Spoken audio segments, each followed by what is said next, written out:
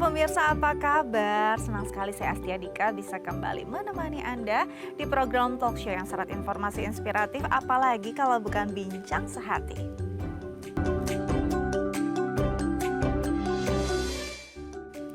Pemirsa, bincang sehati, istilah frugal living ini akhir-akhir ini sering banget diperbincangkan ya. Ini adalah satu konsep yang banyak sekali sekarang jadi inspirasi untuk mulai membuat hidup lebih berkualitas dengan mementingkan suatu hal yang memang menjadi kebutuhan sebagai prioritas. Nah, ini kalau mungkin di zaman dulu kita kenalnya dengan hidup hemat. Tapi apakah semua hidup hemat itu frugal living? Tapi ada juga yang bilang bahwa frugal living itu hidup pelit gitu ya. Nah, itu yang benar kayak apa sih? Itu yang akan kita bahas hari ini bersama psikolog kita. Tapi sebelum itu kita akan bahas dulu nih beberapa fun fact seputar menabung yang anti gagal. Oke, yang pertama adalah tentukan tujuan menabung. Langkah pertama ketika kita mau menabung, katanya nih hal yang paling penting adalah tentukan tujuannya. Jadi kalau kita tahu ketika kita mau melangkah kemana tuh akhirnya lebih terarah, ya nggak sih? Seperti kalau kita mau pergi, mungkin kita mau pergi ke Jakarta Selatan, mau ke Jakarta Utara, jadi nggak muter-muter di jalan. Sama nih kayak menabung, katanya kalau kita sudah menentukan tujuannya, menabung untuk apa, jadi kita tahu berapa sih jumlah yang kita butuhkan, kira-kira berapa lama nih saya bisa mengumpulkan tabungan untuk tujuan saya tersebut, seperti itu. Jadi katanya nih untuk pertama kali yang harus kita lakukan untuk anti gagal menabung yaitu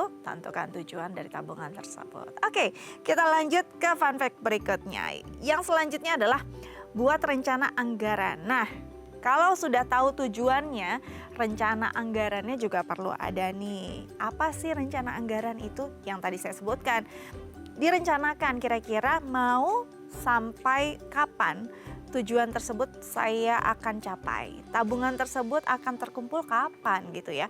Itu kan perlu direncanakan, perlu di planning. Jadi nggak cuma saya mau beli rumah, ya menabung untuk beli rumah tapi sampai kapan gitu kan. Kalau nggak direncanakan dengan baik ya nabungnya semaunya aja gitu ya. Seribu sehari sampai kapan gitu bisa kebeli rumahnya ya kan. Oke, selanjutnya adalah pisahkan rekening tabungan. Nah, kadang-kadang kita ngerasa tabungan kita banyak aja gitu ya. Atau mungkin uang yang bisa kita spend tuh banyak gitu. Karena ya itu disatukan tabungan dengan uang yang memang akan kita gunakan sehari-hari. Jadi gak ketahuan nih berapa sih jumlah tabungan kita, berapa sih jumlah uang yang bisa kita gunakan gitu ya. Nah, sebaiknya memang dipisahkan. Dipisahkan antara rekening tabungan, rekening yang memang digunakan untuk cash flow sehari-hari dan juga mungkin juga ada rekening tabungan darurat ya. Nanti kita akan tanyakan juga bersama psikolog kita. Oke, selanjutnya adalah mulai dari uang receh. Nah, katanya ada yang bilang nih selalu kalau mau menabung, itu harus dengan nominal yang mumpuni. Kalau enggak apa gunanya gitu ya. Padahal kalau di Dai TV sendiri kan kita selalu tahu ya istilah dana kecil amal besar. Itu untuk berbagi sama orang aja dengan hal-hal yang kecil, koin cinta kasih aja udah bisa nih untuk bisa membantu orang banyak. Apalagi untuk membantu diri kita sendiri. Jadi boleh loh dari hal-hal yang receh, dari hal-hal uang-uang kecil itu bisa menjadi tabungan yang menggunung. Tapi bukan berarti menabung itu cuma receh aja ya. Harus juga nih kita sisihkan dengan nominal yang memang sudah kita sepakati pada diri sendiri. Oke, selanjutnya adalah disiplin. Nah, kalau udah menyisihkan uang receh boleh, tapi harus disiplin gitu ya. Jangan sehari isi, besok enggak. Besoknya lagi enggak, ternyata baru diisi sebulan sekali ya nggak kumpul-kumpul ya uangnya tabungannya. Jadi ya akhirnya gagal kalau kita nggak disiplin. Jadi ini penting banget untuk kita menerapkan disiplin pada diri kita untuk bisa menabung, tahu tujuan kita, rencananya yang sudah kita planning juga harus benar-benar kita konsisten gitu kita jalani. Jadi kedisiplinan dalam menabung agar tidak gagal itu penting. Oke, nanti kita akan bahas lebih jauh lagi bersama psikolog kita karena pastinya dari psikolog kita akan banyak tips yang berguna untuk tabungan Anda. Tipsnya ya, bukan uangnya. Oke, nanti kita balik lagi. Tetap bersama kami di Bincang Sehati.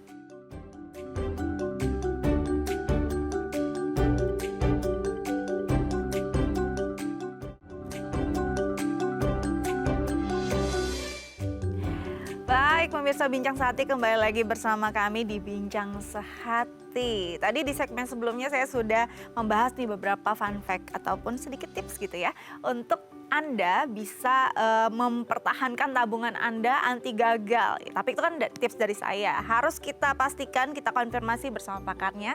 Sudah hadir bersama saya di studio ada Mbak Dia Adis Putri Rahmadanti APSI, psikolog dari Smart Mind Center Consulting. Langsung kita sapa. Halo Mbak Dia, apa kabar? Halo Mbak Dika, terima Cantik kasih sekali hari ini, thank you. Alhamdulillah, terima Sudah kasih. hadir di Bincang Sehati. Mbak Dika apa kabar?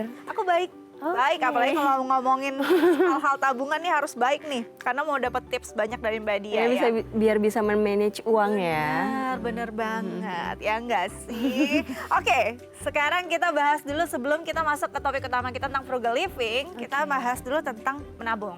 Menabung itu kan suatu hal yang sebenarnya harus dilakukan. Karena kan kita nggak mungkin hidup untuk hari ini aja, kita harus mikirin jangka panjang. Tapi sulit banget nih kadang-kadang untuk kita lakukan.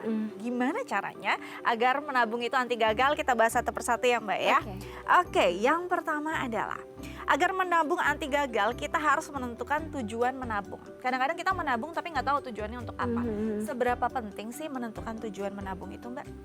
Kalau ketika kita menabung tapi kita ada tujuan, tentu itu sangat penting ya.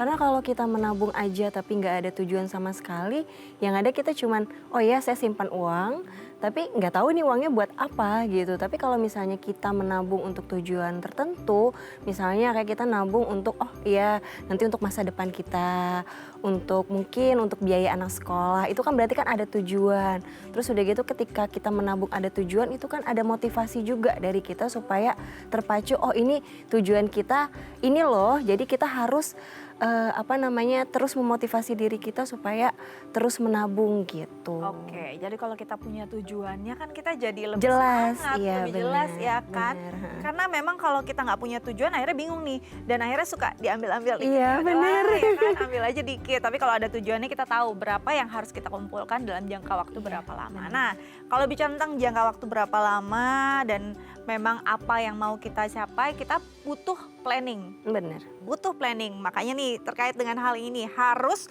membuat rencana anggarannya. Rencana anggaran tuh apa aja sih Mbak? Apakah dari tadi misalnya kita mau beli apa nih? Beli rumah misalnya. Berapa sih rumah yang mau kita beli harganya? Itu juga harus lihat kemampuan kita juga berarti gitu ya Mbak. Yang harus direncanakan dalam anggaran tersebut apa aja tuh? Kalau misalnya kita mau melakukan perencanaan anggaran untuk mencapai suatu tujuan, itu biasanya kita lihat dulu nih, kita bisa menabung tuh kira-kira berapa ya di setiap bulannya. Terus selain itu kita juga ngelihat penghasilan kita itu berapa gitu. Dan selain penghasilan itu, ini kita pengeluaran kita sehari-hari tuh atau dalam sebulan tuh kita berapa ngeluarin uangnya.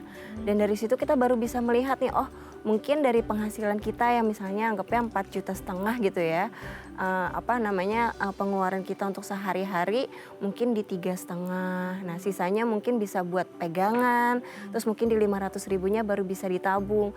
Nah jadi kita harus ngelihat itu dulu, jangan kita punya tujuan, kita misalnya mau beli handphone nih ya, pengen banget beli handphone. Terus kita punya gaji 4,5 juta, kita mau beli handphone yang harganya mungkin 12 juta. Karena saking kepengennya, kita jadi kayak mengabaikan keperluan lain. Nggak boleh juga ya. Iya benar, jadi kita harus melihat juga jangan sampai si uang kita itu dipotong buat tabungan doang untuk mencapai tujuan kita tersebut gitu. Baik, jadi memang kita harus tahu kapasitas juga ya, kapasitas diri, kapasitas juga penghasilan kita seperti apa. Kalau memang mau hal yang lebih dari itu ya kita harus kerja lebih giat lagi ya, untuk bisa dapat penghasilan tambahan. Oke, selanjutnya adalah agar menabungnya nggak gagal nih, harus memisahkan rekening tabungan. Nah kadang-kadang kan kita ngerasa, duit saya masih banyak mau jalan, mau jajan gitu. Karena disatuin tuh tabungan sama uang yang memang akan kita gunakan sehari-hari. Memang baik ya Mbak ya, sebaiknya kita pisahkan gitu, rekening tabungan dengan rekening yang memang akan digunakan sehari-hari atau gimana? Kalau misalnya menurut saya sih, ya itu penting banget ya untuk memisahkan mana yang uang tabungan, mana yang uang untuk keperluan sehari-hari. Karena kalau misalnya kita menjadi satukan uang kita itu, nanti yang ada kita bingung nih yang mana buat tabungan kita, yang mana yang buat pengeluaran kita. Kan kalau misalnya kayak kita membedakan rekeningnya, itu kan udah ada prioritinya sendiri. Oh ini rekening satu, ini buat pengeluaran kita sehari-hari. Oh rekening yang kedua ini buat tabungan, misalnya buat tabungan anak. Terus yang rekening yang ketiga misalnya ini buat dana pensiun kita gitu. Jadi jelas untuk ini uang kita kemana aja gitu sih. Jadi nggak apa-apa juga ya punya beberapa rekening gitu Iya ya. nggak apa-apa. It's okay gitu kalau punya beberapa rekening nggak apa-apa loh. Itu kan gunanya ada, bukan berarti kita kebanyakan urusan aja enggak. Karena mau dipisah-pisahkan. Kadang-kadang kan ada juga orang nitip tabungan sama kita nggak bisa juga ya. Itu namanya berbuat baik dengan cara yang berbeda. Oke, selanjutnya adalah ini nih yang paling penting nih. Saya sampai kadang-kadang orang tuh menyepelekan uang receh gitu kan. Ah uang receh, ambil aja kembaliannya gitu. Padahal sebenarnya dari uang-uang receh itu bisa dikumpulkan dan bisa jadi tabungan yang berarti ya nggak sih Mbak? Benar. Kalau misalnya metode menabung itu kan sebenarnya balik lagi ke individunya ya. Terus yang kedua adalah balik lagi nih ke penghasilan si individu tersebut ada berapa gitu. Jadi kan nggak mungkin ya dengan individu yang penghasilannya besar dia nabung dari receh-recehan. Iya. Tapi setiap individu itu masih bisa menabung karena kan ada istilah yang namanya sedikit demi sedikit lama-lama menjadi bukit. Iya. Jadi nggak masalah. Yang penting satu konsisten. Misalnya kita udah nabung.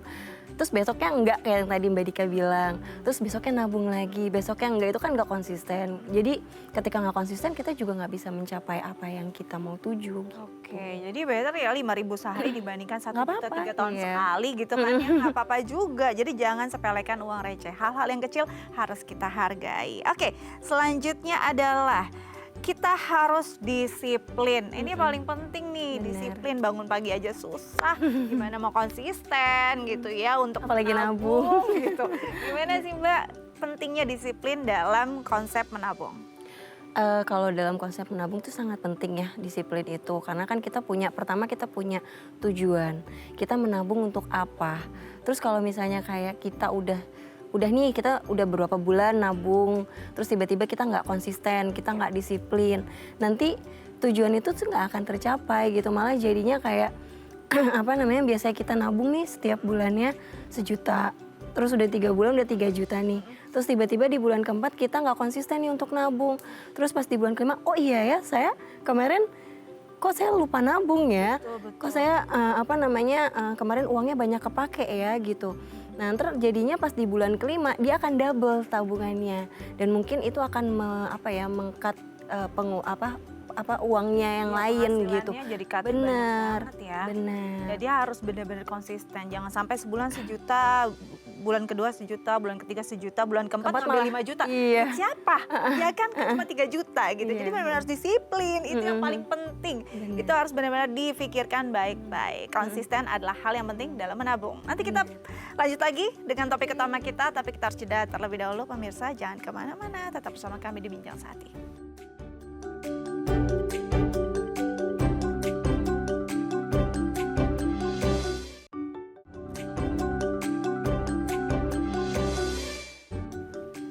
Baik pemirsa, kembali lagi bersama kami di Bincang Sehati. Dan di segmen kali ini kita akan bahas topik utama kita tentang frugal living. Nah, kalau kita bicara tentang frugal living sendiri kan banyak yang berpikir ini sama aja dengan hidup hemat gitu ya.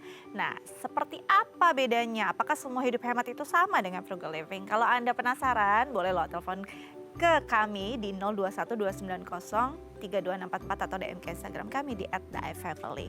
Kita lanjut lagi bersama dengan Mbak Dia Adis Putri Ramadanti MPSI, psikolog dari Smart Mind Center Consulting. Oke, sebelum masuk ke frugal living, orang masih banyak yang bingung nih memisahkan frugal living itu sama nggak sih dengan hemat gitu ya? Apa ada bedanya? Kalau kita dulu selalu berpikir dan ditanamkan bahkan mungkin di doktrin ya, hemat pangkal kaya. Berarti kalau nggak hemat nggak kaya gitu ya. Tapi banyak juga loh yang nggak hemat tapi kaya gitu. Nah itu kan kadang-kadang kita jadi, aduh sebenarnya benar nggak sih konsep tersebut? Nah ada nggak bedanya hemat dengan si frugal living? Oke. Frugal living sendiri itu kan adalah suatu metode ya, metode di mana individu ini melakukan penghematan uang. Jadi sebenarnya sama aja sih hemat sama frugal living, karena emang dasarnya ingin menghemat uang gitu supaya nggak berlebihan. Tapi mungkin kalau di frugal living sendiri, ketika seseorang membeli sesuatu barang gitu, dia lebih memprioritaskan si kualitas barang tersebut gitu. Kan beda ya dengan orang yang oh ya udah saya punya barang A, ya udah nggak usah beli lagi gitu. Ini bakal saya pakai sampai si barang ini rusak. Tapi kalau si frugal living ini dia akan membeli barang mau semahal apapun dia akan beli, yang penting kualitas sama bagusnya ini barang itu gimana gitu. Cocok, ini saya banget nih. Kita kalau banget kayak kayaknya gini. ya sebagai Iya. perempuan. Kadang-kadang kan kita bingung ya, kita merasa bahwa wah berarti kita harus beli yang semurah-murahnya, yang bisa tahan lama, ya nggak? Kalau nggak yang sebanyak-banyaknya, yang penting kenyang kan suka kayak gitu ya. Tapi kalau yang frugal living ini rada bedanya adalah kita mementingkan kualitas. Andai kata harganya memang lumayan, it's okay selama itu jangka panjang. Karena nanti Benar. hitungannya juga akan lebih murah gitu kan Iya, kalau bisa benar. panjang. Nah ini menarik nih, kan akhir-akhir ini naik gitu ya, naik di permukaan. Jadi bener-bener orang kok jadi banyak ngomongin frugal living, bahkan anak-anak muda gitu. Sebenarnya kalau Mbak dia sendiri melihat fenomena ini sebenarnya dari mana sih akhirnya muncul nih konsep demikian? Oke, sebenarnya kan kalau frugal living ini konsepnya sebenarnya mungkin udah ada lama ya. Cuman mungkin baru viral sekarang, apalagi kemarin kan masa pandemi ya, dimana kalau di Indonesia ini pas masa pandemi ini, dimana setiap individu tuh pasti ada kenaikan dan penurunan ekonomi. Nah, sementara mereka mungkin penghasilannya kurang, terus udah gitu juga tapi pengeluarannya banyak gitu. Nah, akhirnya kan mereka jadi kebingungan ya untuk mengelola atau memanage uang ini seperti apa. Dan mungkin dengan adanya konsep frugal living ini tujuannya adalah supaya nanti kalau misalnya ada di situasi yang sama seperti pandemi kemarin, ya mudah-mudahan nggak ada lagi ya Mbak ya. Amin. Mereka nih udah siap gitu untuk kedepannya menghadapi, oh, oke mungkin kemarin saya ini nggak punya pegangan nih, tapi ntar ada di situasi yang sama, saya udah ada pegangannya sendiri. Jadi saya istilahnya frugal living tuh udah siap akan kedepannya gitu. Oke, nah kalau kita bicara tentang frugal living sendiri, ini kan sebenarnya konsep yang cuma ada pembaruannya aja lah. Sifat hematnya ya tetap jadi Sama, basicnya iya. gitu. Cuma cara memilihnya, cara mengambil keputusannya yang jadi berbeda gitu ya. Nah, bisa dimulai dari kapan sih ini konsep ini kita jalani? Boleh nggak ya kita udah mulai dari anak-anak kita kecil gitu, udah mulai dikenalkan nih dengan konsep frugal living? Kalau misalnya konsep frugal living ini boleh ya, maksudnya kita untuk memperkenalkan kepada anak-anak kita gitu, kepada diri kita sendiri juga nggak nunggu sampai kita punya penghasilan besar gitu. Kita kalau penghasilan kita juga masih istilahnya rata-rata atau minim juga masih nggak apa-apa gitu untuk menerapkan konsep frugal living, karena kan pada dasarnya ini tujuannya adalah untuk ke depannya gitu. Jadi bukan yang bukan jangka pendek juga gitu, tapi dia ke lebih jangka panjang. Gitu. Oke, nah ini menarik nih. Jangan nunggu sampai kita merasa penghasilan kita mumpuni. Kadang-kadang kita juga ngerasa selalu kurang aja ya nggak sih? Pokoknya penghasilan saya segini-gini aja nih, padahal mungkin kita adalah penghasilan yang dirindukan oleh orang lain gitu ya. Nah, ini nih yang jadi satu pembelajaran. Gimana caranya kita bisa menerapkan hal tersebut ketika kita merasa kita nggak mampu untuk beli suatu produk dengan kualitas yang baik. Apakah kita butuh menerapkan standar hidup dulu nih ketika kita memutuskan punya konsep frugal living? Oke, yang pasti sih harusnya mindset dulu ya, Mindset tujuannya dulu ya. apa. Tujuannya kita mau melakukan frugal living tuh apa, bukan yang cuman lagi viral nih frugal living ikutan deh gitu, tapi kita nggak ngelihat kapasitas diri kita sendiri gitu, karena kan sebenarnya kan kayak tadi ya Mbak ya, frugal living itu beli barang semahal apapun nggak masalah. Benar. Yang penting kualitasnya awet, terus udah gitu juga barangnya bisa dipakai dalam jangka waktu lama, atau mungkin bisa jadi investasi Nah, gitu. Jadi kalaupun misalnya ada orang nih dengan penghasilan yang minim ya Mbak ya, mereka mau ikut frugal living. Kan modelnya banyak ya, bukan cuma beli barang aja, tapi mungkin bisa beli saham, reksadana gitu. Jadi bisa mulai dari yang kecil-kecil aja gitu, nggak usah yang besar gitu. Jadi ya apa ya, balik lagi ke dirinya, mindsetnya dulu, terus kita bisa kapasitas diri kita itu seperti apa, terus baru kita budgeting gitu. Jadi tujuannya apa, kita budgeting, oh ini saya sebulan ini harus bisa menabung segini nih, Oke. bisa menyisihkan uang sebesar ini gitu. Oke. Jadi nggak harus langsung gitu ya membeli suatu hal gitu. Jadi memang nggak apa-apa juga kalau kita mau nabung dulu, ditahan dulu. Iya, Harus ada ilmu sabar nih gitu ya. Nah, untuk barang-barang atau kebutuhan seperti apa sih ini bisa diterapkan? Apakah hampir semua kebutuhan hidup kita bisa loh menerapkan frugal living, termasuk makanan? Kadang-kadang kan kalau kita berpikir tentang hal tersebut, ya berpikir hal yang tahan lama gitu ya, hal yang mungkin besar gitu, atau mungkin yang memang akan digunakan dalam jangka waktu panjang. Tapi makan kan ya sebentar, abis masuk dalam pencernaan udah hilang gitu aja. Apakah kita butuh konsep frugal living juga dalam kebutuhan sehari-hari, khususnya pangan? Oke, kalau untuk makan kan kalau misalnya biasanya kalau kita punya uang, ya udah deh kita boleh deh makan di luar. Nah, Ya kan, misalnya seminggu sekali atau mungkin seminggu 2 kali. Tapi kalau kita sudah menerapkan konsep frugal living, otomatis kita tuh akan lebih banyak makan tuh di rumah gitu. bawa bekal gitu. Bener, paling enggak tuh kayak kalaupun misalnya mau makan di luar, itu ya udah deh sebulan sekali atau sebulan 2 kali gitu. Jadi punya plannya sendiri karena kan kita punya tujuan. Balik lagi, kita punya tujuan, jangan lupa sama tujuan kita itu. Walaupun mungkin uang kita ada gitu, tapi kalau misalnya kita ya udah deh, boleh deh saya makan lagi gitu. Nah, biasanya frugal living itu ya mereka lebih lebih meminimalisir untuk makan di luar, mereka akan jauh lebih makan di rumah karena jatuhnya sebenarnya lebih hemat makan di rumah sih kan, Iya, kita betul. belanja dalam Betul. jumlah yang banyak, kita masak gitu ya kan. Gitu. Oke, nah ini ada nih ya dari tadi nih sebelum kita ketemu nih Mbak, teman saya udah nitip pertanyaan dia. Gimana kalau misalnya saya maunya makannya yang enak gitu ya, memang sih makannya di rumah, tapi pesan dari online sama aja kan kalau kayak gitu, gimana tuh Mbak? Nggak apa-apa, kayak tadi nggak apa-apa ya? sekali-sekali gitu. Yang penting sekali-sekali. Sekali-sekali. Iya, kayak yang tadi kan boleh sebulan sekali lah makan enak gitu. Ya kalau misalnya kita jadinya kayak setiap hari kan itu nggak ada hemat-hematnya ya kan. Kita jadi ngeluarin, jadi lebih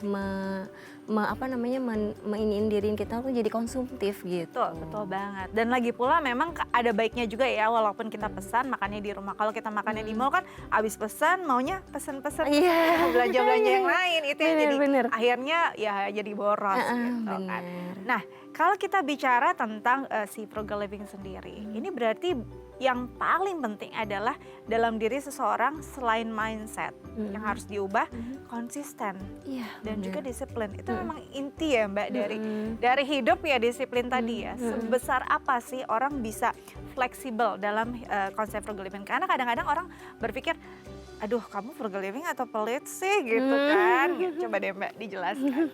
Oke, kalau misalnya ini kan disiplin karena kita kan punya tujuan. Kita mau istilahnya kayak, kalau bedanya kan pelit sama frugal living tuh pasti ada ya. Pasti ada lah ya. Iya benar. Kalau yang paling jelas ini deh ya. Kalau frugal living ketika membeli barang, dia tuh nggak akan melihat harganya berapa, tapi kualitasnya gimana. Yes banget. Awet enggak gitu. Tapi kalau orang yang pelit, otomatis dia akan beli barang yang murah tanpa memikirkan si kualitas barang itu sendiri. Benar. Gitu. Jadi kalau yang frugal living tuh udah memikirkan ke depannya. Ini saya beli barang ini, beli tas ini, apa yang akan saya dapatkan ke depannya? Oh, awetnya si barang ini. Oh, mungkin fungsi dari barang ini muat banyak barang. Muat buat yang saya bikin bawa misalnya ke kantor. Terus udah gitu, oh mungkin tas ini tuh bisa bikin saya nanti bisa saya jual lagi gitu.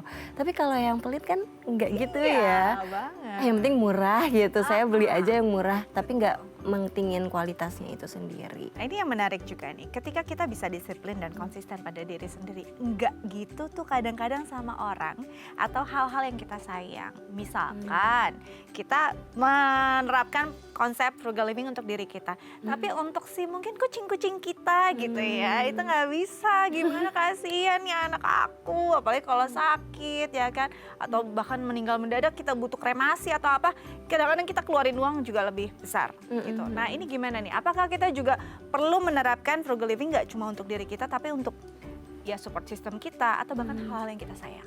Oke, kalau misalnya seperti itu sebenarnya perlu ya, karena kan bukan diri kita sendiri nantinya. Buat ke hewan peliharaan pun perlu, misalnya kayak kita tahu nih mereka pengeluarannya dalam sebulan berapa gitu. Terus jadi nggak yang konsumtif juga, misalnya mereka sudah punya mainan gitu, terus tiba-tiba kita ngeliat yang lucu, kita beli lagi gitu.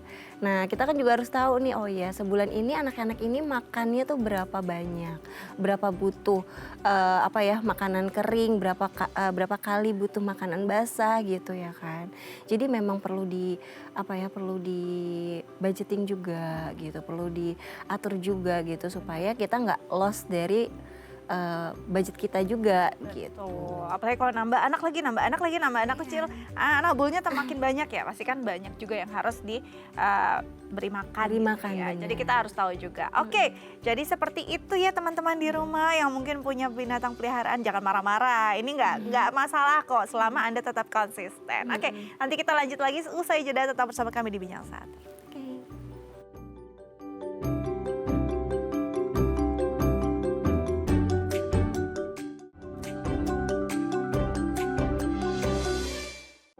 Aduh seru banget nih kita bahas tentang frugal living ya. Dari tadi kita juga pas off-air bener-bener ngobrol terus pokoknya. Nah bagi pemirsa di rumah yang mungkin mau ikutan ngobrol, mau nanya-nanya boleh loh.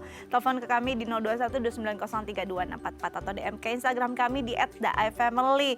Atau teman-teman saya yang selama ini juga bertanya-tanya gimana sih hidup saya tuh udah bener apa belum sih menerapkan hidup hemat ya. Telepon aja daripada bisik-bisik tetangga ya kan.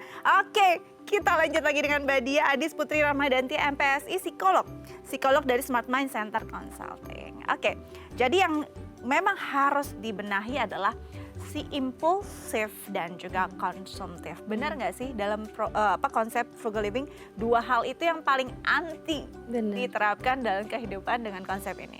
Boleh jelasin Mbak? Oke. Bener sih kalau misalnya yang tadi, jadi kita nggak boleh yang mentang-mentang nih barangnya diskon gitu, terus kita jadi impulsif beli barang yang banyak gitu. Karena kan sebenarnya kalau frugal living sendiri kan mereka lebih melihat, ada diskon apa, ya udah saya beli agak banyak, tapi untuk jangka waktu yang panjang gitu. Tapi jangan jadi impulsif juga, ada diskon ini beli lagi, diskon ini beli lagi. Jadi kalau misalnya kayak gitu kita juga jadi pengeluaran kita juga jadi makin banyak gitu, dan konsumtif kita juga harus melihat nih mana barang-barang yang benar-benar kita butuhkan dan mana barang-barang yang cuman kita pengen gitu. Jadi harus tahu mana kebutuhan, mana keinginan. Iya dong. Benar. Nah, tapi kadang-kadang nih, ini masih kadang-kadang walaupun saya juga mencoba menerapkan frugal living ya, tapi saya kadang-kadang suka impuls. Kadang-kadang suka kepikiran gitu, misalnya tadi, kayaknya ada sepeda nih gitu ya, padahal lagi mau belinya groceries gitu, kayaknya saya butuh deh. Jadi akhirnya pembenaran diri gitu Mbak. Nah hal-hal yang semacam ini gimana sih untuk kita menahannya agar tidak terus membenarkan apa yang kita inginkan? Oke, kalau misalnya kita mau belanja ya, gampangnya nih kita mau belanja sesuatu barang atau misalnya kayak mau belanja bulanan, lebih baik tuh kita list aja dulu gitu. Jadi misalnya kita mau belanja di pasar, kita budgetin dulu nih, oke bulan ini untuk budget di pasar kita beli segini loh. Terus selain itu bukan cuman kita bawa itu uang ke pasar doang, tapi kita juga bawa list belanjaan kita supaya nanti ketika kita udah sampai tempatnya kita nggak jadi kemana-mana gitu. Jadi yang tadinya niatnya mau beli tahu malah jadi beli yang lain gitu. Betul. Nah itu ya berarti benar-benar harus sadar, dalam kondisi sadar. Kadang-kadang orang nggak sadar, seru banget nih diskonnya segini, ngerasa untung. Jadi kadang-kadang apalagi perempuan ya, kalau habis beli diskonan ngerasa duitnya jadi nambah, padahal enggak kan, tetap aja mengeluarkan uang gitu.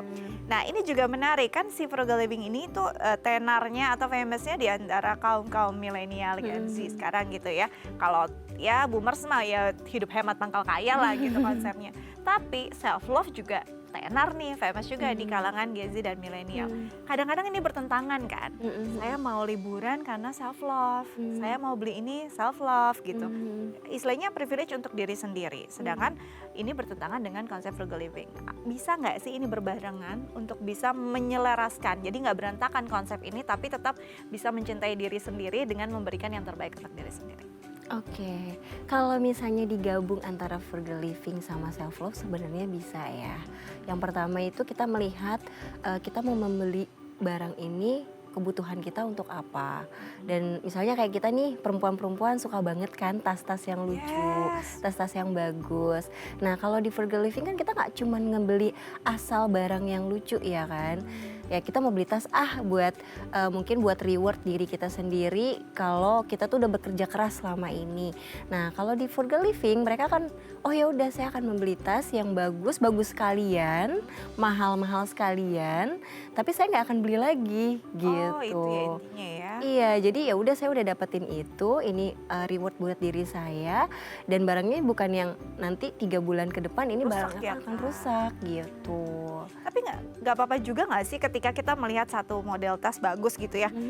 Toh ini juga akan saya pakai dalam jangka waktu panjang gitu. Tapi kan saya maunya tas cantik itu ada di beberapa kesempatan. Saya beli nih beberapa warna gitu Mbak. Itu salah nggak sih? Nah itu jadinya impulsif. Nah, aduh ketahuan deh impulsif ya. Jadi itu yang justru dibilang impulsif ya. Jadi Iya, kita benar. justru harus berpikir tas ini gimana caranya bisa saya gunakan di beberapa kesempatan, bukan beli beberapa warnanya ya.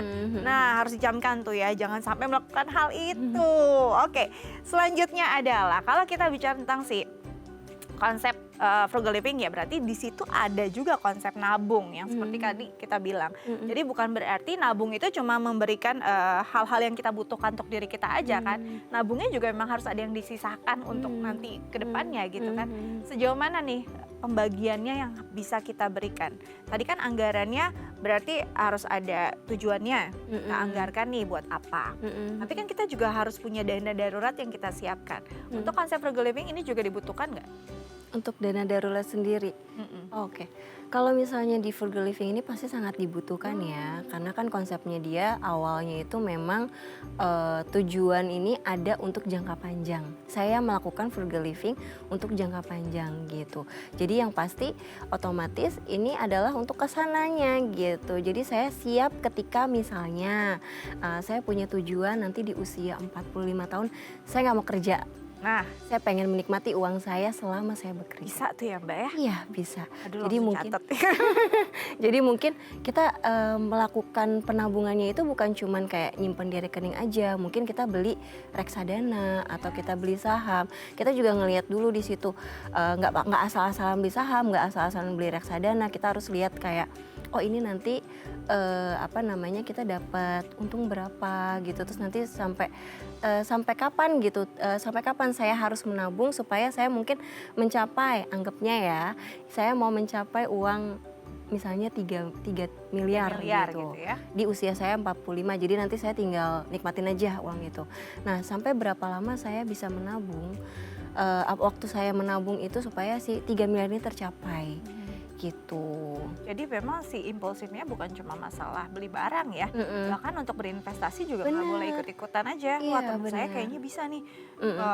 Wah ada lagi nih Iya, celahnya ada gitu. celah gini. Nggak juga ya, kadang-kadang nggak cocok juga investasi itu pada kita gitu. Untuk orang-orang kan juga ada risiko, toleransi pada risiko juga tergantung kan dari setiap orang. Berarti saat berinvestasi, apabila kita menerapkan tipe frugal living ini, kita juga harus tahu dong tipe kita tuh cocoknya di mana gitu. Benar.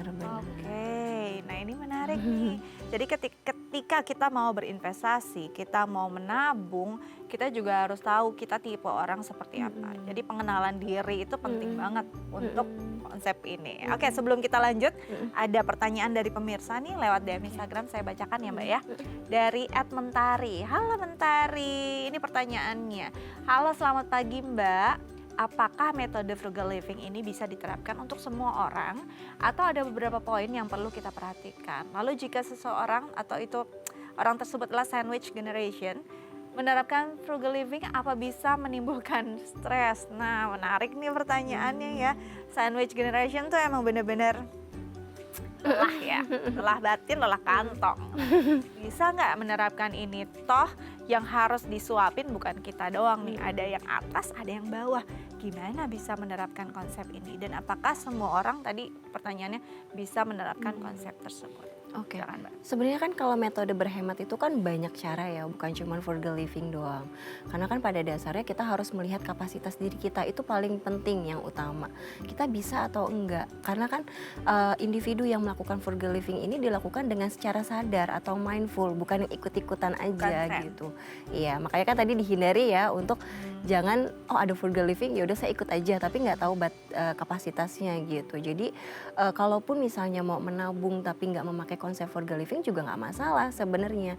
Jadi balik lagi ke individunya, kapasitasnya itu seperti apa, terus bisa atau enggaknya. Terus jangan sampai ketika pengen kita menerapkan for the living, kita jadi pressure diri kita sendiri, karena kan hal ini dilakukan secara sadar ya. Karena kalau semakin kita mempressure, oh ya saya mau nabung nih, tapi saya ada pengeluaran, ya udah deh mungkin saya harus bekerja keras gitu. Nah itu sebenarnya kan masih ada motivasinya ya, tapi kalau kita terus mempressure diri kita, itu akan menjadi suatu masalah juga secara psikologis di diri kita. Kita jadi stres, kita juga jadi cemas gitu. Oke, apalagi untuk yang tadi generasi sandwich itu ya, dia kan memang harus memenuhi mau nggak mau, itu kondisi harus dijalani gitu, nggak mungkin punya pilihan hidup lain. Berarti memang harus benar-benar meyakini cukup nggak saya, bisa nggak saya gitu. Jadi memang tadi balik sebelum pertanyaan dari Mbak Mentari ini, memang kita sedang membahas tentang bagaimana kita mengenal karakter diri kita gitu. Menurut Mbak Dia sendiri, orang-orang yang punya karakter seperti apa yang cocok menerapkan konsep frugal living? Yang pasti punya karakter konsisten ya. Nah, Karena kalau nggak konsisten ini akan sulit gitu.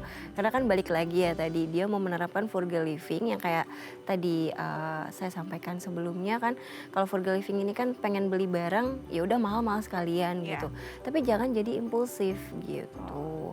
Karena kalau kita udah impulsif, kita udah jadi konsumtif, itu juga bukan frugal living lagi. Jadinya kita malah jadi kayak ngebiarin pengeluaran kita terus-menerus keluar tanpa ada batasan seperti itu. atau akhirnya menahan-nahan kebutuhan kita, Nah, iya. karena sebenarnya kita membutuhkan tapi keinginan kita terlalu tinggi gitu ya. Benar. Ya nggak sih, misalkan Iya. kita mau beli mungkin baju yang A gitu, atau kita mau punya device atau gawai yang A gitu, saking kita nggak mau nih, saya nggak mau, saya maunya tujuan saya itu, jadi nggak punya handphone, gitu kan, nggak bisa dihubungin, jadi alasan deh kalau misalnya slow response gitu kerja, ya kan nggak boleh juga ya kan, itu akhirnya membenarkan hal-hal demi konsepnya. Berarti si frugal living ini nggak boleh, intinya tidak boleh mencederai atau merugikan orang lain. Bener, dan diri sendiri pastinya. Misalnya dia punya tujuan, oh saya mau beli handphone nih.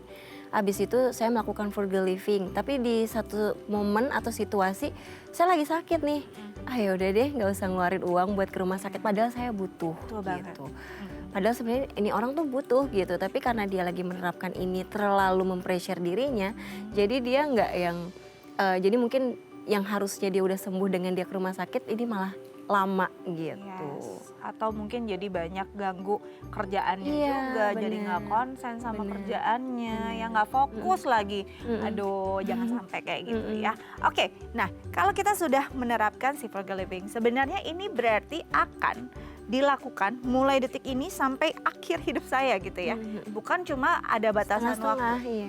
Oke, apa yang terjadi ketika kita menerapkannya setengah-setengah? Akhirnya berantakan semua ya? Bener, karena kan kita sebenarnya dari awal udah ada jangkanya ya, mau jangka pendek maupun jangka panjang. Kalaupun memang melakukan frugal living ya kita harus melakukan itu sampai tuntas gitu. Misalnya kayak jangka pendek kita melakukan frugal living selama 1 tahun misalnya, karena kita mau mencapai yang tadi tuh handphone tadi. Ya sudah 1 tahun itu konsisten gitu. Kalau kita setengah-setengah di pertengahan kita stop gitu, pasti otomatis ya antara kita jadi kayak ngeluarin uangnya double, sama kitanya jadi nggak tercapai itu, yang si handphone itu nggak akan kebeli sama sekali gitu. Oke, jadi tetap ya, walaupun kita menerapkan si konsep ini, ya yang namanya hal-hal yang sifatnya rekreatif, sifatnya mungkin bukan kebutuhan primer, itu tetap bisa ada dalam hidup kita. Bukan berarti kita jadi kayak ya udah cuma makan nasi itu aja tiap hari gitu ya, nggak gitu juga. Masih bisa liburan kan? Masih. Ini yang paling penting. Kadang-kadang orang kalau udah berpikir konsep frugal living, oh berarti udah tuh hidupnya tuh udah Susah gitu ya. si kupu-kupu gitu. Kuliah pulang ya masih bisa lah ada rekreasinya. Boleh ke mall. Boleh sekali-kali. Ya kan, boleh liburan ke Bali boleh kok. Tapi yang tadinya setahun misalnya 4 kali, jadi ya sekali aja. Atau 2 kali. Atau 2 kali tuh, 2 kali malah boleh ya kan, selama memang konsisten tuh untuk kebutuhan-kebutuhan yang lain gitu. Nah, apa sih manfaatnya ketika kita melakukan ini? Apakah dampaknya hanya untuk diri kita sendiri? Kan kadang-kadang kita juga hidup kan sosial ya. Kalau manfaatnya untuk diri kita sendiri aja, kayaknya egois banget sih dia gitu.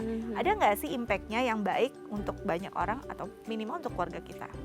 Oke, kalau ini kan kalau manfaat dari si frugal living sendiri kan pastinya kita itu kan jadi bisa memanage uang ya. Kita jadi bisa memprioritaskan kebutuhan sama kebutuhan kita sama apa yang cuman kita inginkan. Gitu, yang pasti juga ini pasti akan mempengaruhi ke sekeliling kita juga.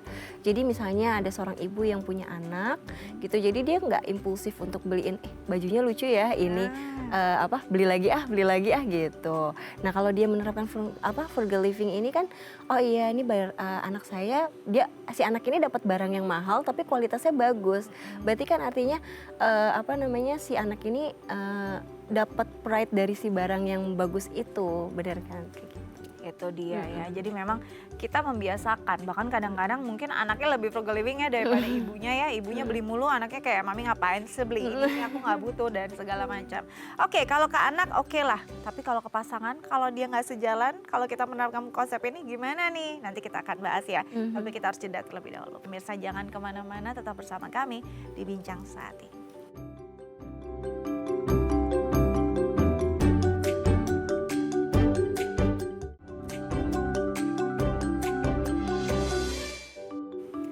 Baik pemirsa, kembali lagi bersama kami di Bincang Sehati, masih membahas tentang frugal living dan masih bersama dengan Mbak Diadis Putri Rahmadanti, MPSI, psikolog dari Smart Minds Consulting. Oke, tadi kita terputus pada bagaimana menerapkan konsep frugal living di antara keluarga deh, yang paling kecil gitu ya, lingkungan sosial paling kecil kita ke keluarga. Kalau ke anak mungkin masih bisa karena istilahnya ke bawah gitu ya arahnya. Tapi kalau ke pasangan, kalau misalkan dalam sebuah rumah tangga, kalau kita sudah berumah tangga atau punya pasangan, pacaran aja deh gitu ya, kan pasti ada kegiatan ekonomi yang dilakukan bersama gitu. Ketika konsepnya nggak sama, bisa nggak kita terapkan itu dalam kehidupan? Oke, kalau konsep ini frugal living sendiri kan sebenarnya kita kan melakukan itu secara sadar dari dalam diri kita sendiri ya. Kita nggak bisa membuat orang lain yaudah ikutan gitu kan. Saya frugal living, kamu juga harus frugal living, kan nggak bisa kayak gitu. Karena kan memang metode menghemat itu banyak. Yang penting sih komunikasi sama pasangan juga. Saya melakukan ini karena untuk ini. Jadi punya tujuan yang sama dulu, visi misi harus sama. Jadi kalaupun misalnya konsep penghematannya berbeda, sebenarnya nggak ada masalah gitu. Oke, jadi kalau konsepnya sama nggak masalah. Tapi kalau misalkan dia tidak pun kita nggak boleh paksa gitu. Bener. Kadang-kadang gregetan kan ya, udah ada mobil yang ini terus beli lagi. Padahal kayaknya bentukannya sama-sama aja gitu kan. Tapi kayaknya kita nggak bisa, aduh gimana ya. Nggak bisa juga, itu hobinya misalnya gitu. Atau misalnya udah ada motor yang ini dia beli lagi atau apalah hal-hal yang sifatnya seperti itu gitu. Jadi kita nggak boleh paksain walaupun memang pasangan kita belum menerapkan si frugal living tadi ya. Cuman paling diingetin aja supaya nggak impulsif gitu. Kamu udah punya ini loh. Kan ini cuman buat istilahnya mobil buat kamu ke kantor. Terus kamu beli lagi dengan model yang sama tapi warna yang berbeda untuk apa gitu. Paling cuman itu aja sih yang bisa diingetin. Iya kan, iya sih. Semoga denger ya. Oke, jadi memang nggak boleh kita memaksakan kehendak kita ke orang lain, walaupun itu pasangan kita sendiri. Kalau memang kadang-kadang nih cewek, nggak boleh kamu kayak gitu, kamu harus frugal living. Tapi kalau beli hadiah buat aku ya nggak boleh frugal living lah, gitu kan ya. Ya boleh seloyal-loyalnya, jangan kayak gitu juga ya. Jadi memang harus benar-benar konsisten. Makanya itu yang akan dilihat juga oleh anak-anak kita nanti gitu kan. Nah, ini berarti penting banget ya kalau memang bisa dari kecil dia sudah diterapkan demikian. Itu tuh kadang-kadang orang berpikir dari mananya ya, kan anak-anak kalau bisa dikasihkan yang terbaik gitu. Sebenarnya ini penting untuk bisa memberikan yang terbaik pada anak dengan kualitas yang baik bukan kuantitasnya. Betul nggak sih Mbak? Benar. Misalnya beli apa nih yang kalau misalnya secara aplikatif pada anak yang bisa kita terapkan? Barang apa misalnya? Misalnya mainan deh paling simpel, daripada dia punya mainan yang banyak. Kan anak itu juga jadi bingung ya kalau dia punya mainan yang banyak, dia udah main ini, main ini, main ini lagi gitu ya kan. Tapi kalau misalnya kita melakukan frugal living, kita kan melihat oh ini manfaat dari mainan ini tuh ini loh buat perkembangan anak. Terus jadi kita nggak asal-asalan beli aja, oh lucu ya mainan ini, beli gitu. Jadi si anak ini juga akan melihat oh nanti kedepannya dia akan bisa membeli barang yang sesuai dengan manfaat si barang tersebut gitu. Manfaat untuk dianya juga gitu. Berarti mengajak anak terlibat untuk berpikir ketika Benar. menentukan. Supaya problem solvingnya juga bekerja gitu. Ya nggak sih, jadi anak nggak cuma didikte dengan Dikasih, hal tersebut ya tanpa tahu sebenarnya prosesnya seperti apa. Kan nanti yang akan jalanin prosesnya dia kan gitu ya. Berarti memang kita bisa kecil-kecil ya, pelan-pelan kita sisipkan nih hal-hal semacam ini dari kecil gitu ya. Oke, jadi moms di rumah nih kalau mau beli mainan, jangan sampai sudah punya mobil-mobilan A, Beli beli lagi lagi. mobil-mobilan B cuma gara-gara beda bentuk pintunya aja gitu ya. Padahal sama-sama bisa dimainin loh, ada rodanya. Dan ajak anak untuk terlibat dan tahu gitu kenapa pemilihan ini penting. Kenapa sih akhirnya mami atau papi bisa mengambil keputusan ini gitu ya. Oke, Mbak, seru banget sih hari ini, harus main lagi nanti kapan-kapan kita ngobrol lagi Boleh. tentang banyak konsep hidup yang sebenarnya penting untuk kita terapkan dan bisa disiplin juga ya untuk menjalani dan konsisten agar nanti masa tua kita bisa hidup baik, Lebih enak lebih gitu. enak iya. ya nggak sih, apalagi tadi kan Mbak bilang 45 tahun nggak mau kerja lagi, Iya. enak banget, aku mau kayak gitu. Mbak, thank you ya Iya. udah hadir bersama kami di Bincang Sati, semoga ini berguna untuk pemirsa di rumah. Oke, pemirsa di rumah, siapa nih yang mau ikutan konsep frugal living kayak saya? Yuk, mulai hari ini kita siapkan diri. Tips dari Mbak Dia juga udah dicatat semua kan? Oke, semoga ini berguna untuk Anda mulai besok weekend. Nggak usah ke mall dulu deh, nanti aja ya kan? Biar kita punya tabungan yang banyak. Saya Astia Dika pamit undur diri. Happy weekend, sampai jumpa.